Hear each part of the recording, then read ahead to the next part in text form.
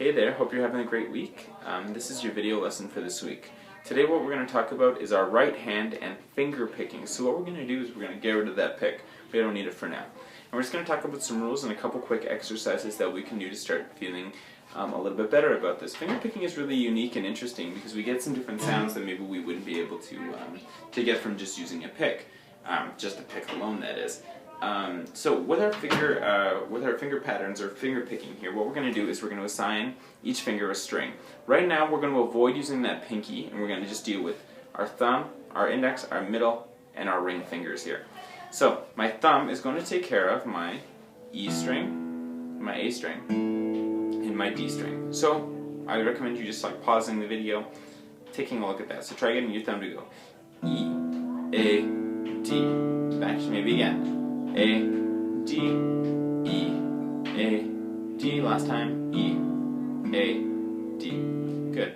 Now what we're going to do is we're going to start to add these three fingers on the higher strings. So our index finger, our first finger here, is going to cover just our G by itself. So I want to get used to how that feels.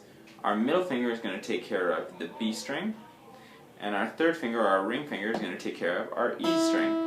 So a good first exercise to do is just try to go through all of your strings slowly. So we're going to go thumb, thumb, thumb, index, middle, third. Let's do it again. Thumb, thumb, thumb, index, middle, third. We can even try to go backwards. Third, middle, oops, sorry.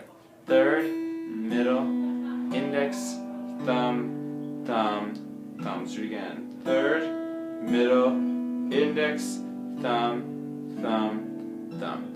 Something that's going to be important for us to remember and good to work on is that we should try to keep our hands kind of close to the strings, not touching the strings, but maybe kind of hovering above, kind of like this, if you see when I do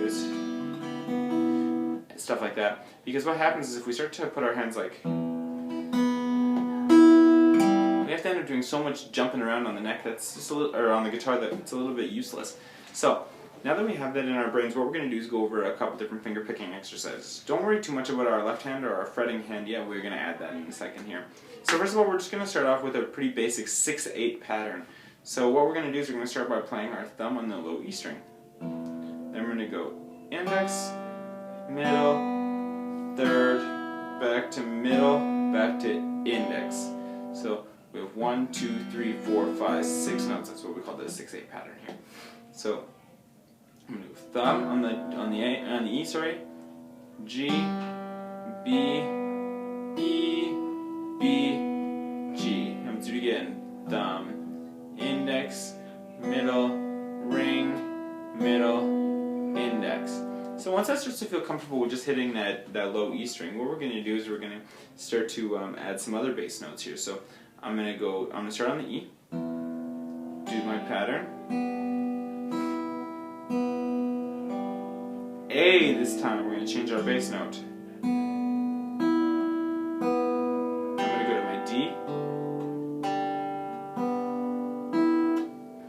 Now I'm going to maybe go back to A.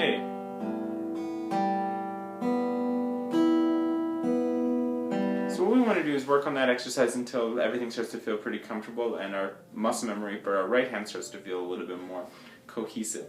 What we can do to make that exercise a little bit less sound a little bit less monotonous is we're going to add some chords. So when we're hitting that first pattern, we're going to start on that E string. So we should pick a chord that uses that E string. How about a G chord? So I'm going to play a G chord. You should know that one.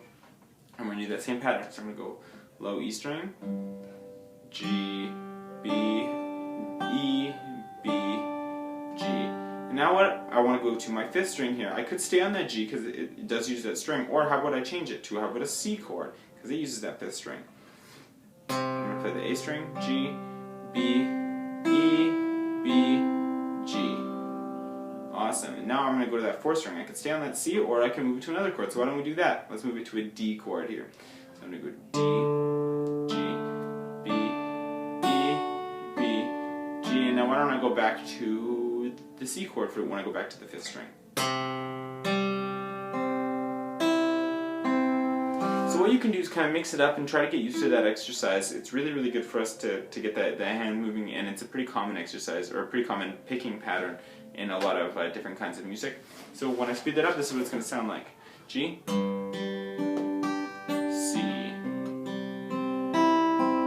D, back to C. So hopefully that makes sense, and please let me know if you have any questions. Have a great week.